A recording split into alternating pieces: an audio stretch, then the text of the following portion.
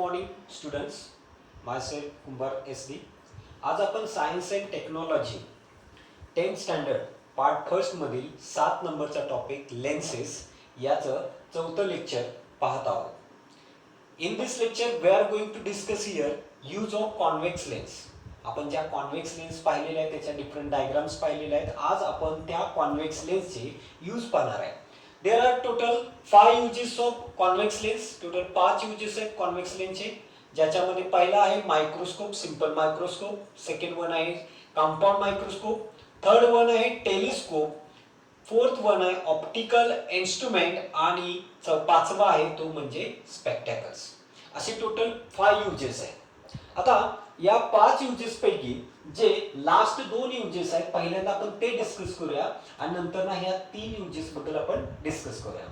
तर optical instrument जसे की कॉन्व्हेक्स लेन्सचा वापर ऑप्टिकल इन्स्ट्रुमेंट म्हणजे जसे की आपण फोटोग्राफीसाठी वापरला जाणारा कॅमेरा किंवा व्हिडिओ सेटिंगसाठी वापरला जाणारा कॅमेरा किंवा वापरले जाणारे प्रोजेक्टर्स यांच्यामध्ये जी लेन्स असते ती कॉन्व्हेक्स लेन्स असते. तर हा पॉइंट तुम्ही इथं मेन्शन करू शकता की ऑप्टिकल इन्स्ट्रुमेंट्स मध्ये कॉन्व्हेक्स लेन्स वापरतात आणि ऑप्टिकल इन्स्ट्रुमेंट मध्ये कॅमेरा आहे, मूव्ही कॅमेरा आहे किंवा प्रोजेक्टर्स सांगू शकता. त्याचबरोबर जो 5 नंबरचा पॉइंट आहे स्पेक्टॅकल्स. आता स्पेक्टॅकल्स म्हटले की आपण चष्मे असं म्हटलं जातं. तर हे स्पेक्टॅकल्स प्रामुख्याने आपल्या डोळ्यांशी रिलेटेड असणारे जे डिफेक्ट आहेत जसे की फार सायटेडनेस किंवा near sightedness, it is also called as hypermetropia किंवा मायोपिया, अशी 2 नावं आहेत की जे आपण दूरचं न दिसणे किंवा जवळचं न दिसणे याच्यासाठी आपण जे स्पेक्टॅकल्स वापरतो त्या स्पेक्टॅकल्स मध्ये देखील कॉन्व्हेक्स लेन्सचा वापर केला जातो. शक्यतो करून जो फार सायटेडनेस हा जो डिफेक्ट आहे या डिफेक्टसाठी कॉन्व्हेक्स लेन्सचा वापर केला जातो. आता या 2 युजेस नंतर आपण पाहूया सिंपल मायक्रोस्कोप.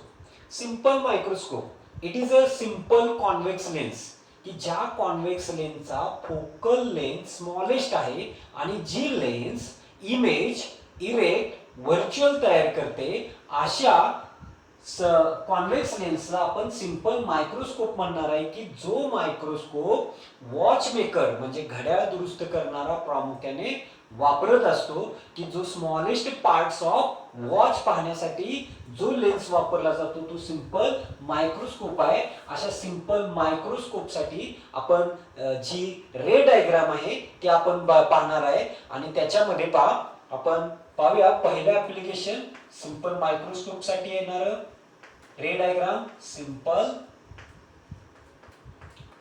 मायक्रोस्कोप.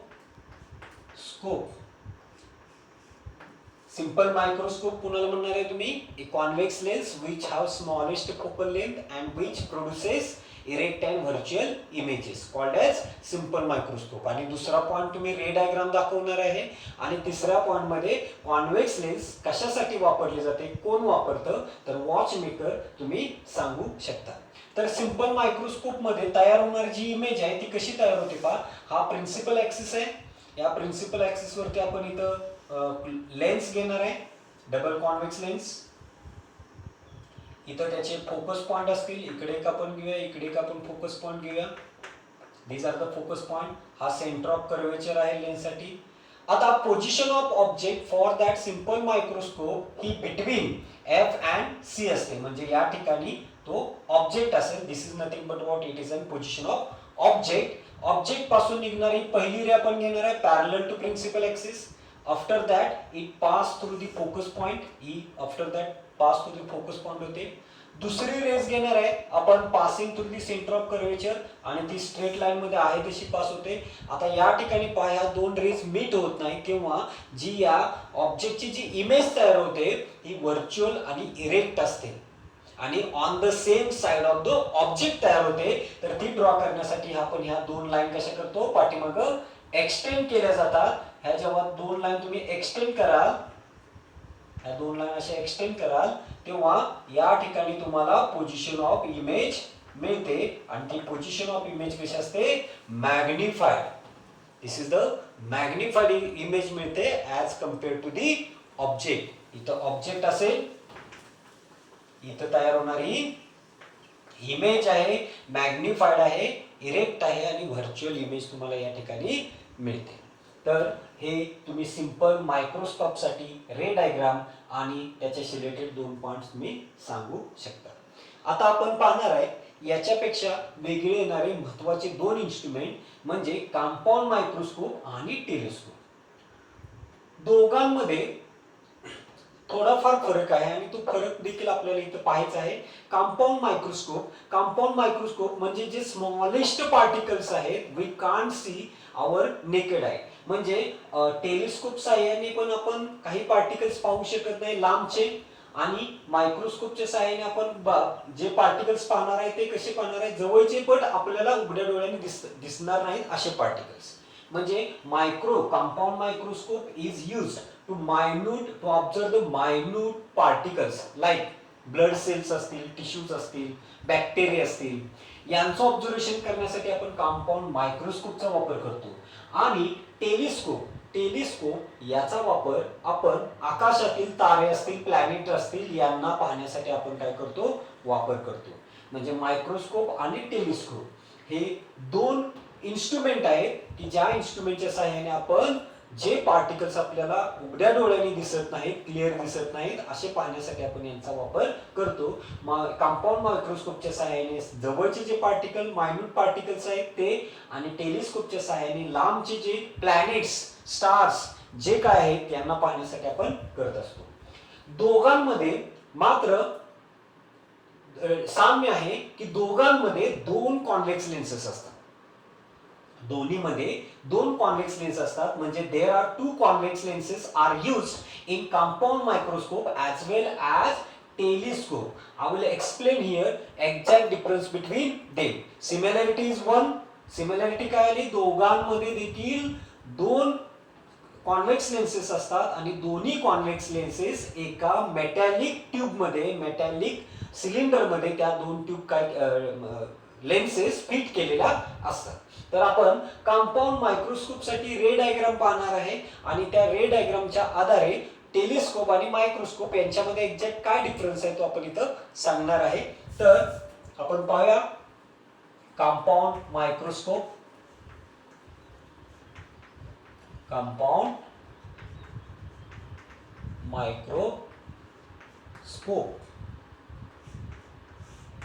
आता कंपाऊंड मायक्रोस्कोप मध्ये प्रामुख्याने या ठिकाणी किती 2 लेन्सेस असणार आहेत. त्यासाठी आपण काय करणार आहे पहा, we are going to taking here पहिल्यांदा प्रिन्सिपल ऍक्सिस आपण घेऊया. This is the principal axis. Principal axis घेतल्यानंतर महत्वाचं आपल्याला ज्या 2 लेन्सेस घ्यायच्या त्या 2 लेन्सेसना पहिल्या लेन्सला ऑब्जेक्टिव्ह लेन्स म्हटले जाते आणि दुसरी आयपीस म्हणजे जी आपण डोळ्यासमोर पकडतो त्या लेन्सला किंवा डोळ्यासमोर जी लेन्स येते ती लेन्स म्हणजे आयपीस, आणि त्याच्या पुढच्या साईडला त्या नळीमध्ये जी दुसरी लेन्स असते त्याला ऑब्जेक्टिव्ह लेन्स म्हटलं जातं. तर कंपाऊंड मायक्रोस्कोप मध्ये सपोज दॅट तो ऑब्जेक्ट या साईडला आहे, तर या ठिकाणी आपण जी लेन्स पहिली जी ऑब्जेक्टिव्ह लेन्स येईल ती ऑब्जेक्टिव्ह लेन्स या ठिकाणी असेल. Suppose that it is a objective lens. ही काय असेल, ऑब्जेक्टिव्ह लेन्स. त्यानंतर त्याच्या इकडं ऑब्जेक्ट असणार आहे आणि आपण काय केलेलं आहे, या ठिकाणी आपण इकडं काय करणार आहे, दुसरी लेन्स घेणार आहे जिला आपण आयपीस असं म्हटलं जातं. आता ती आयपीस असणार आहे. आता आयपीस जेव्हा आपण इकडे घेतली जाईल ती आयपीस कंपॅरेटिव्हली काय असणार आहे, मोठी असणार आहे. म्हणजे हिचा diameter as well as focal length जास्त असेल. कुणापेक्षा, आयपीस पेक्षा. आयपीसची डायमीटर आणि फोकल लेंथ हा कंपॅरेटिव्हली जास्त असेल कुणापेक्षा, ऑब्जेक्टिव्ह लेन्सचा डायमीटर आणि फोकल लेंथ पेक्षा. सेम हे जर आपण टेलिस्कोप साठी पाहिलं तर टेलिस्कोप साठी याच्या उलट आहे, अपोजिट आहे.